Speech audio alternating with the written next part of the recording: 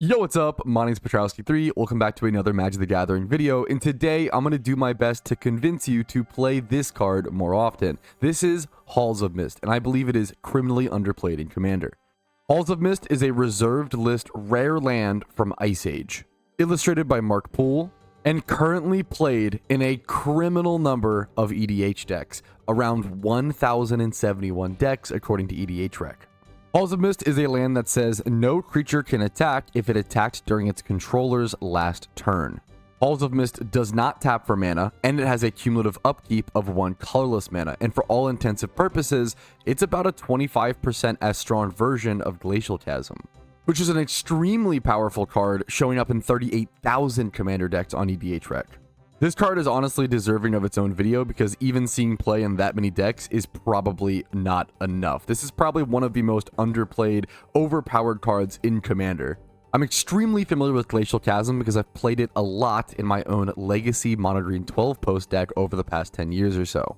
And when I say this card can let you win games that you were never meant to, I mean that.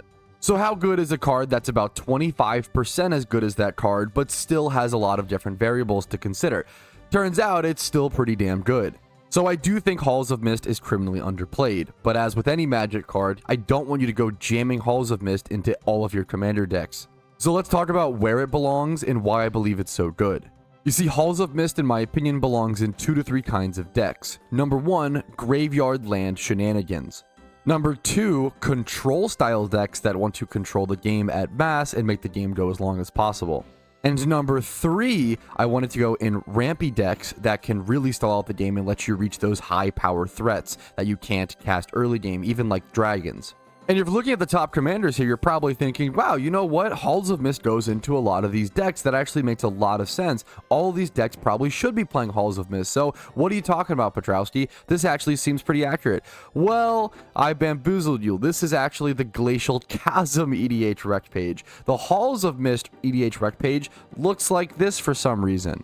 Obviously, we see some of the same graveyard shenanigans like Muldrotha, the Necro Bloom, and even some reverse proliferate stuff like Chisei, allowing you to remove the cumulative upkeep counters. And this is sort of that control deck that I was talking about, but weirdly, I don't know if a lot of these actually fit in the same way that it would fit in a lot of the same decks that run Glacial Chasm. If you're running Glacial Chasm, you probably want Halls of Mist as a backup variant. That's what I do in all of my EDH decks that run it, and I cannot express how powerful it is trading off with a Crucible of Worlds or a Ruminap Excavator, going back and forth between Halls of Mist and Glacial Chasm out of my graveyard. Even if my opponents try to destroy one or the other, I'm always able to return it. I'm always able to control the game and turn it into a land slugfest. But I do kind of feel like the top decks playing Halls of Mist are kind of a mistake at the moment, which makes sense given the super small sample size. You see, Halls of Mist should probably be seeing the most amount of play in land-based decks that are also playing Glacial Chasm. Things like Necro Bloom, things like Lord Windraze, the Gitrog Monster, etc. The things we just talked about. This is kind of obvious, and it's still not being done enough in my opinion. To touch more on detail on each of my 2 to 3 kind of decks that I do think should run Halls of Mist, I don't think people are running this card nearly enough in control decks. How many Simic, Temur, Sultai decks do you have in your play group where the longer the game goes, the higher the chance of that player winning goes up? This can also be the case with colorless decks where they just want to ramp up ridiculously with Hedron Archives and other mana rocks, which also suits very well for Halls of Mist. But how effective Halls of Mist is going to be is also going to depend on your opponents and your regular play group. Halls of Mist is at its best, in my opinion, when you're playing against a Voltron deck, or a deck with a few big creatures like dragons, which are extremely popular. Picture this situation. It's turn 6, the Voltron player just KO'd another player. So now the game state is currently you playing Bat Tribal, your Voltron player, and then little Timmy, let's say, over on Bunny Tribal. It comes to your turn, and you go ahead and drop a Halls of Mist on your side of the field. This Halls of Mist essentially now time walks the Voltron player. They can't attack anyone else on their next turn, with their only win con being their big commander damage. Because Halls of Mist doesn't need to see the creature attack. It simply says no creature can attack if it attacked during its controller's last turn. This allows the Bunny player to go in on the Voltron player who is taking over the game, chunking him down for a ton of life. The Voltron player then cowers in fear on his turn, hoping he can get to his next phase to hopefully either get rid of the Halls of Mist or kill another player. Or kill you and take out 2 birds with 1 stone. However, he can't do anything this turn. It comes back to your turn, you swing out at the Voltron player, doing another big chunk in taking him out of the game. So we time walked the biggest threat at the table, but then the threat goes over to the next player with Timmy and his bunnies.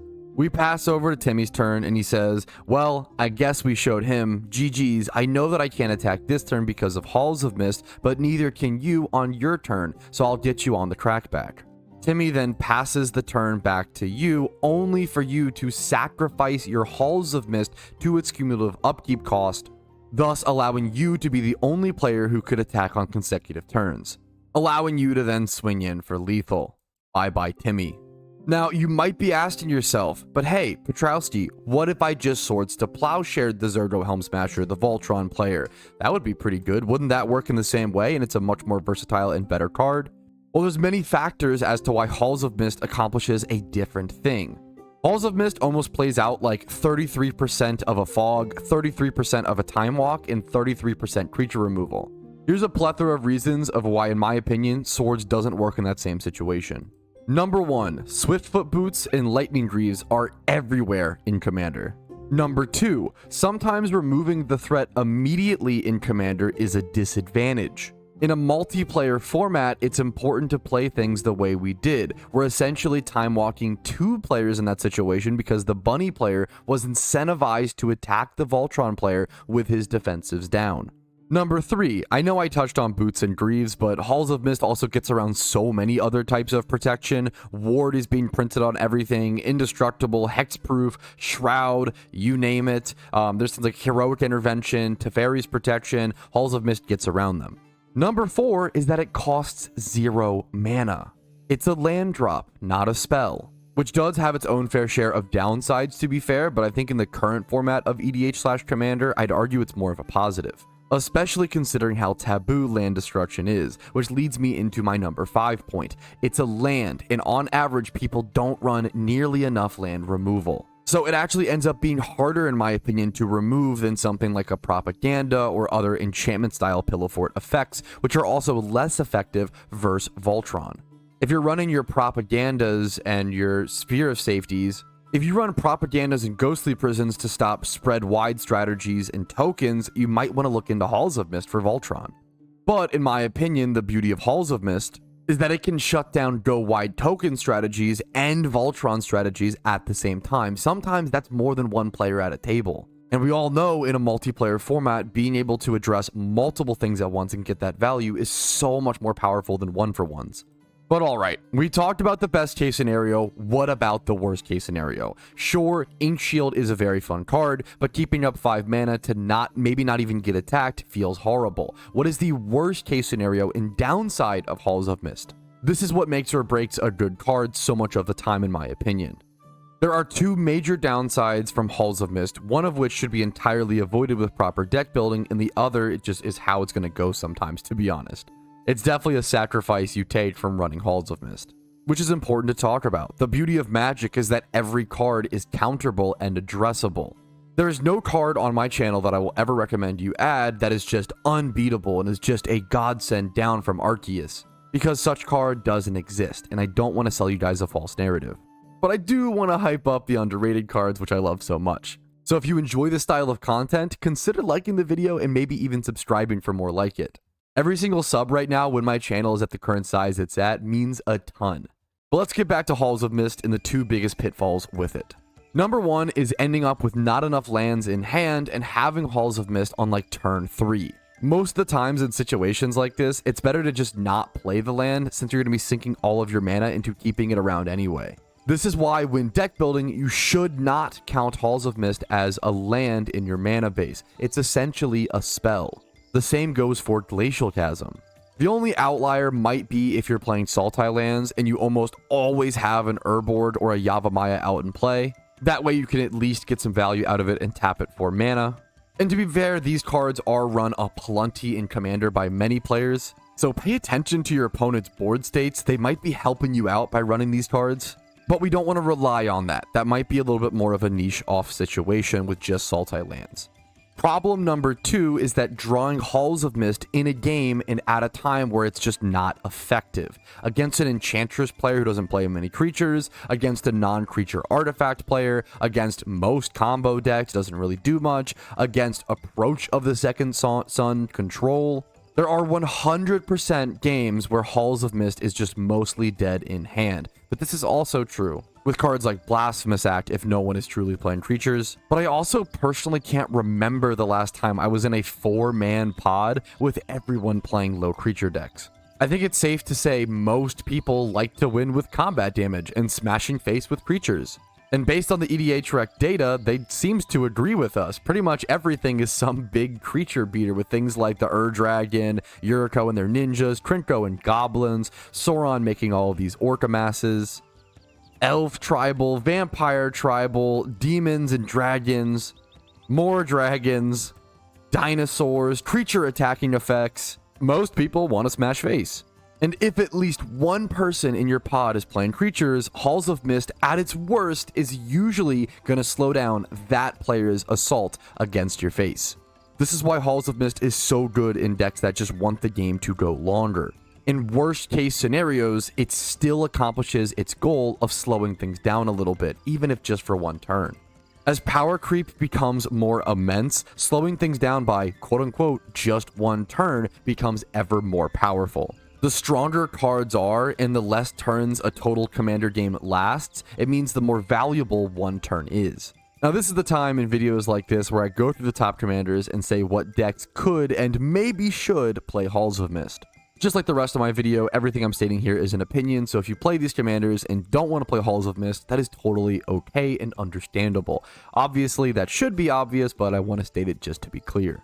Let's go ahead and get started. Number 1, Atraxa. Depending on your style of deck, Infect Control, or any sort of other game plan that wants to go long and slow could use Halls of Mist. Number 2, the Dragon. Slow down those early to middle of the game turns so you can ramp up to your big dragons. Number 3 is Sauron the Dark Lord. It does seem like most people that are playing Sauron are just kind of playing a Lord of the Ring themed deck, but hey man, Halls of Mist would slow down the game and let you amass more orcs. Plus, Halls of Mist is kind of fits the visual theme of Lord of the Rings, right?